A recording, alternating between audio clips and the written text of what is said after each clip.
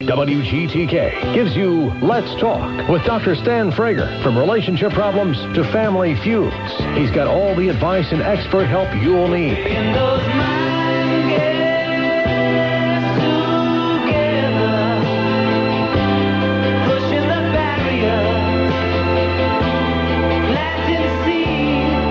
Here's Dr. Stan Frager. Hi, welcome everyone. Always nice to have you with us. Sunday nights is our very special time together. And again, joining us this hour are some special friends and special guests. And so let me tell you a little bit about the folks joining us this particular hour. And first of all is my colleague, Dr. Eli Karam, who is president-elect of Kentucky Association of Marriage and Family Therapists. And he's a professor at the University of Louisville at our wonderful Kent School of Social Work. Now, I'm smiling because I spent a lot of years there as a professor and retired not too long ago. It's great to be back, Stan. Good to have you with us. Sunday night family. There you go. And also with us is Kim Atchley. And Kim is the co-author of a neat book called When Your Aging Parent Needs Care, and practical help for this season of life. And Kim, it's great to have you with us. Well, thank you for letting me join you. I look forward to speaking with you both.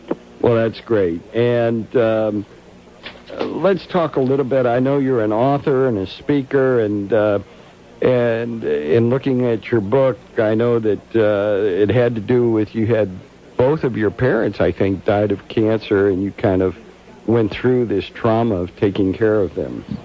I did. It was a long haul, but very surprising because it wasn't just a hardship. It turned into a great blessing for our family that we were all willing to step into that unknown zone together. Yeah, and we'll talk a little bit about that. I think that I know for you this is almost like a ministry. It is. And we'll get to that, and we've got some great information that Tony has put up on the website for us. And so you might want to check out Frager.com, and you'll find out how to get in touch with both Dr. Karam as well as Kim Atchley and all the kinds of information about this. And we have a couple complimentary copies of this book for those who call in and just talk with us a little bit about it. And it's the kind of issue that brings up a lot of questions. And let's just start off a little bit about, I know that you're a writer and a speaker, and as I said, spent a lot of time taking care of your parents. And let's start off about, you start off with getting affairs in order. And a lot of your book is geared towards getting affairs in order. And that sounds kind of like a bit of a downer. And how do you see that as a positive concept for starting the new year? Well, it can really be quite a positive in that it gives you a sense of peace. It's done. It's handled. It's not that thing sitting out in the distance, oh, yeah, one day I need to get a will done. And so when you think about it that way, it's something to be done. It's on that to-do list. It seems much more daunting than the feeling you get when it is done and you say, oh, I don't have to worry about that. It's that sense of peace and having some things done that everyone knows should be done, but people put off. Kim, what do you think? In my practice, I deal with a lot of families with adult children usually putting some pressure on their parents. In your experience, when should you do this, and what should the impetus be for getting your affairs in order? Well, honestly, no one's ever too young, because this is something you can revisit at different stages of your life. When you have young children, you want to be thinking about things like life insurance or are you financially secure so that if something happens to one or both parents, are they prepared? So that's one level of having your affairs in order. When it comes to wills, even parents of young children should have that. And those will change over time. Many of these issues are not a one-shot deal because they will be changed as your life changes. So the earlier the better. Now, when it comes to aging parents who either, they may feel embarrassed they haven't done it. And so when their children come to them and say, hey, Mom, have you done this? It may be a point of embarrassment, which can be some of the resistance and family tension. Well, let's talk specifically about when you say get your affairs. I think there's some very specific things you talk about. Can we talk about what some of those are? Sure. You've got your basic will. And one thing that fascinated me when I talked to an attorney about this, and he presented this into a group, I asked him to speak, and he said, this is like your certificate of registration or the title to your life. It's just a point of ownership. And I thought that was a really interesting way to look at it, rather than a negative, oh, this means I'm going to die. It's just simply one of those things saying, this is what I have. I want to have control over it. I don't want the state to be involved in determining where my things that I've worked all my life for go. So a will is a primary thing. Then you have health care issues that can be dealt with health care powers of attorney. In some states, that's called a health care proxy. And that's simply who makes decisions for you if you are unable to in the health care realm. A third important document would be your durable power of attorney, and this works into the financial realms. Again, who can take care of your affairs if you can't yourself? And like I said earlier, those are questions that the answers may change as you go through different stages of life, but having that backup plan, that support, gives everyone a peace of mind, especially those who are asked to do those duties. So those are three of the biggest ones. Then you have your accounts. Are your finances in order? Do you have a second person on all of your accounts, checking, savings, investments, so that someone else, so there's a transfer of funds if needed? Do you have that support? So many of these things are issues that we don't deal with on a day-to-day basis, but having that backup plan gives an overriding sense of peace. Kim, this is Dr. Eli again. How do I decide if I am aging myself and maybe I have lost my spouse? I have multiple siblings. How do I decide who to leave this information to? Because I know in my practice I deal with many, and they're deciding, okay, I have several options. Do I give multiple people this information, or do I pick one person, kind of the keeper of the knowledge, if you will? Well, I like that, keeper of the knowledge. There are actually so many different scenarios that can play out with this, and a lot of it has to do with geography. Whether, let's say, according to your scenario, if I got it right, you're an aging adult, you have lost your spouse, and you're looking to your siblings. Is that correct? You're looking to either your siblings or your children, maybe you have multiple children, and there could be several good candidates. You don't want to hurt one's feelings or the others, but should it be one person or should it be done by committee? Well, it really depends on the dynamic of the family structure, and no one knows that better than the individual. Usually there is one person, whether it's sibling, child, whomever, who comes to the forefront of a person's mind when they're making these decisions. If it's all the children, all the siblings, then that's wonderful. Then you can sit down and talk to them and say, hey, let's divvy up some responsibilities here, just in case. Let's get it all covered so everyone knows their roles. That would be an ideal scenario where there are no lingering social, dynamics in the family. So you have that kind of, pie in the sky vision, but it usually doesn't work out that way. Usually there's one person who an individual trusts or feels comfortable with. It may be that the children are so far away they couldn't come handle the paying of the bills on a weekly basis if a person were hospitalized. There's some logistical things there. So if it were a matter of, okay, well, can so-and-so come drive here and get my bills and pay them when I'm sick, is that the person I feel most comfortable with handling those issues? So you really look at your geography and your needs. You're right. I think help looks different in different ways, meaning that sometimes one sibling might be very good at that day-to-day emotional support, helping out, bringing things over, helping him organize paperwork, and another sibling might have more financial investment knowledge, organizational skill, and that can be done from afar. So I think you're right, though, by saying in an ideal world, yes, this work would be shared and distributed equally among siblings or among loved ones, but it doesn't usually work that way, and that's my experience, too, is that one sibling is doing, or one child is doing the majority of the work as far as helping that person organize their affairs. Right, and that can cause strife then among the siblings. So there are a lot of issues that will be relieved with good communication. Definitely. It's a lot of the work we do, working with families, adults, and adult children and their aging parents. And I think also it brings up a lot of things from your family of origin, too, how you grew up. If you are helping your parents and if your sibling is not picking up their share, it brings up a lot of old feelings from the past. Hold on, and we'll be right back. Dr. Stan Frager is standing by to give you insight on issues that matter most to you. Call now, 571-0970. Hi, welcome. I'm psychologist Stan Frager with Dr. Eli Karam, who is... Dr. Karam, you're a practitioner, a marriage and family therapist. You're a professor at the University of Louisville.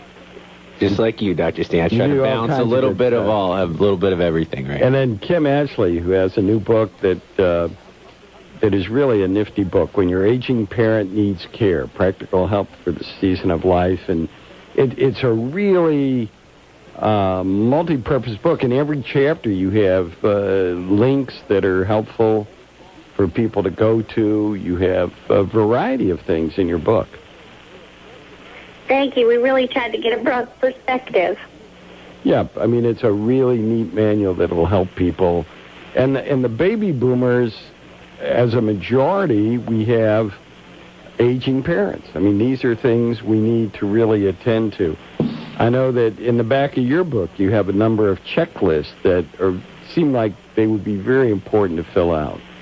You have a hospital checklist. I mean, you have a variety of things. Maybe talk about those for a minute. Well, the forms in the back of the book, they're also available on the book website. We really wanted something that people could take away, not just the thoughts that we hope the book will promote, but an actual tool to use right then to start gathering information. And for baby boomers, the vision is that, their parents taught them how to fly. They're doing great things, leading full lives, and yet when their parents have a health crisis, whoa, they're stopped short.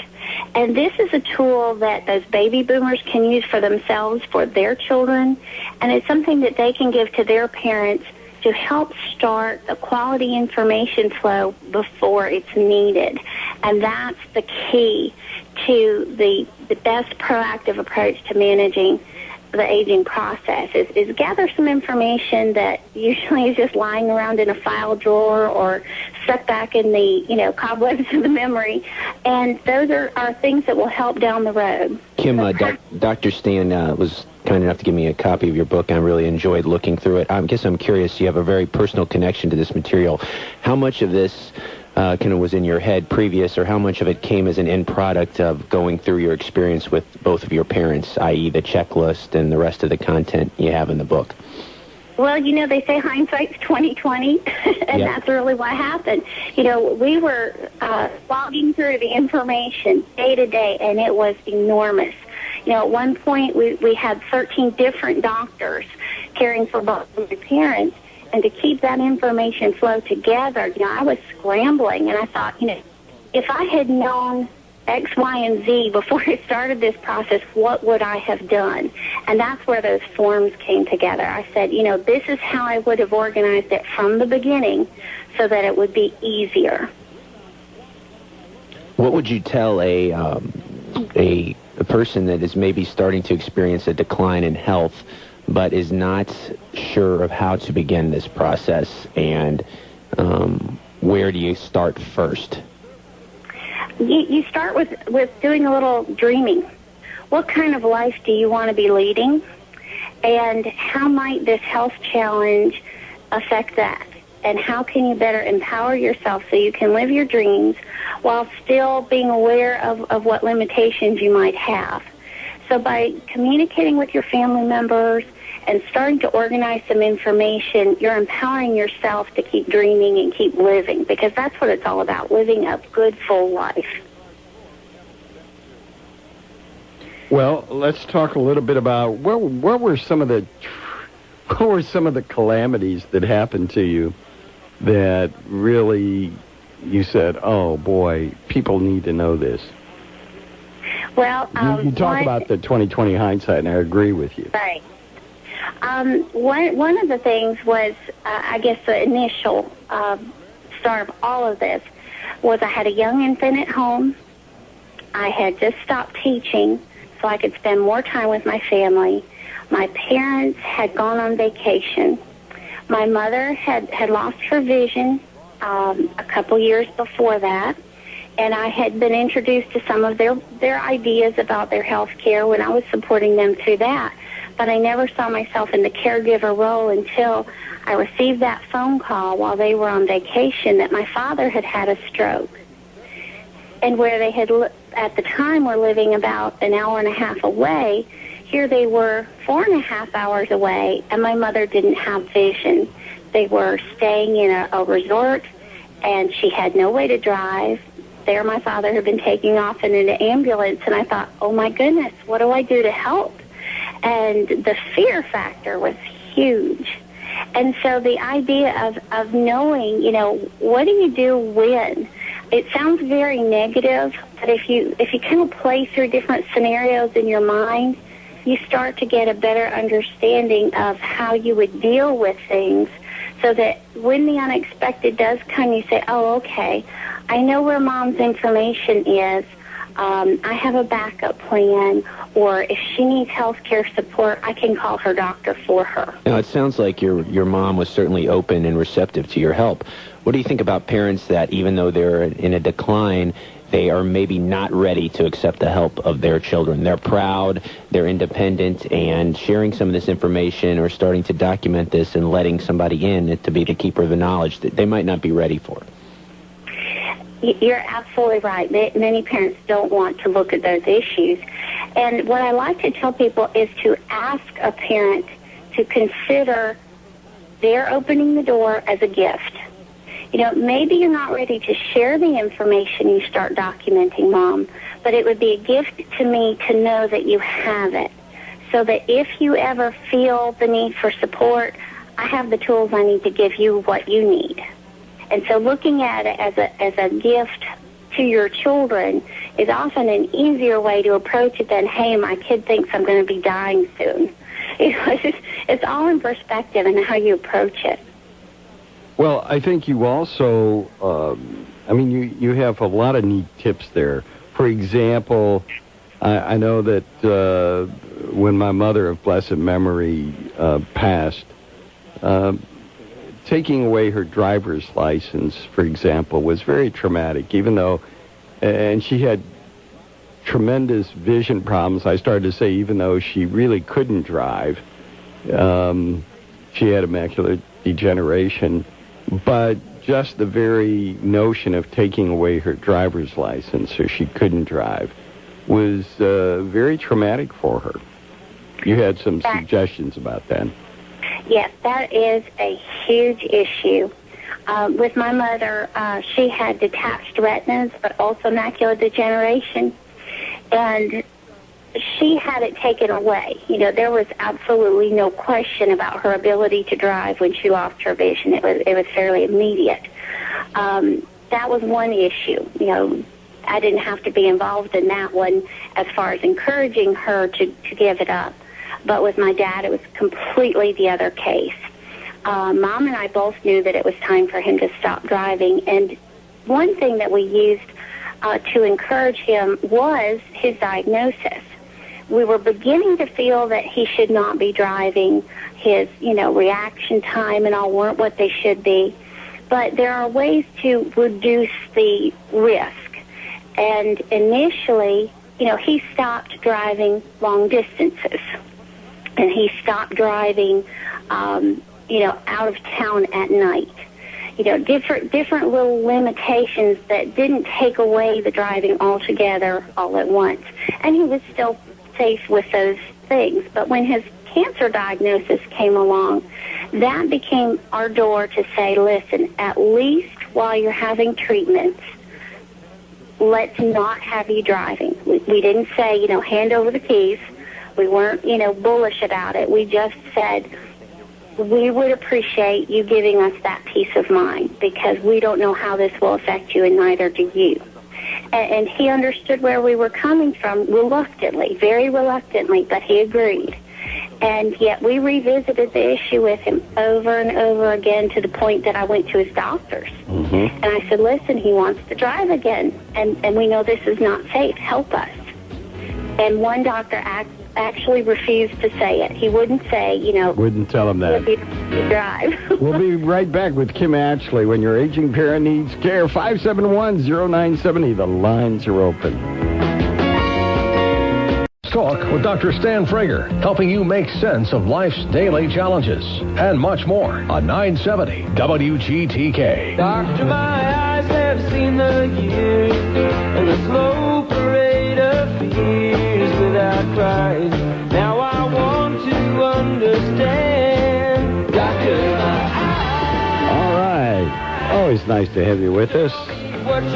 And joining our Sunday night family tonight is Professor Eli Karam, who's also a marriage and family therapist, professor at the Kent School of Social Work at our University of Louisville, and author Kim Atchley, who co-authored a book, When Your Aging Parents Need Care. How long has the book been out now, Kim? Oh, let's see, a little more than a year. All right. And it's going well. It certainly seems to fit an important niche. Well, that's what we felt. There's so many people that when they see it, they say, oh, wow, this is, great either for me or for my children. We have a lot of aging seniors who are saying, hey, I want to get this and know what I need to approach with my children, which is a surprising outcome. Right, so it reaches two audiences, the aging parent themselves and the adult child. And I was going back to what you were saying earlier, this beautiful reframe about what a parent acknowledging this and starting this dialogue can be a gift, both for them to kind of pass on to their children, because children worry too. And I know, Kim, I lost my father when I was 18, and I just remember the anxiety associated with having a sick parent. And even though you can never do anything to take away progressive illness or something like that, having a plan in place can be peace of mind and can make the best out of a bad situation. So talk a little bit about as far as the potential benefits for a parent having a plan, living will, all of these other things, how it could benefit the parent-child relationship in those last precious moments.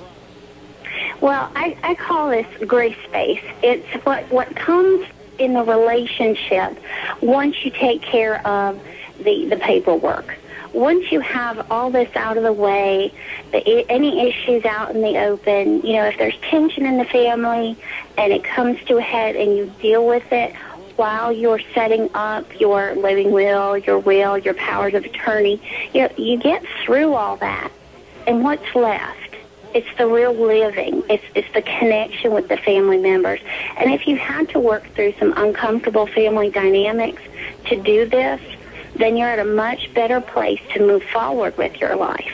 Just like, when we handled the driving issues with Dad, it took a long time and it was hard, but we did it together.